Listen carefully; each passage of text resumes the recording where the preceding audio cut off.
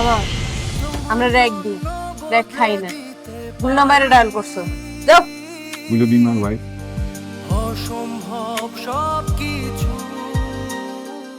আমি খুব ভালো করে জানি তুই আমায় ভালোবাসিস না। কেন যেন মনে হয় তুই কখনো আমাকে ভালোবাসবি না। দেখ, আমি তো তোর হাজবেন্ড, আমার তো রাইট আছে তাই না তোর কাছ থেকে জিজ্ঞেস করে? তুই আমার বন্ধু, আমার কলিজা ছিঁড়ে দিতেও দ্বিধা হবে না। তোর হৃদয় কত বড় তা শুধু আমি জানি, আর আমি এও জানি তুই একদিন আমাকে ক্ষমা করবি।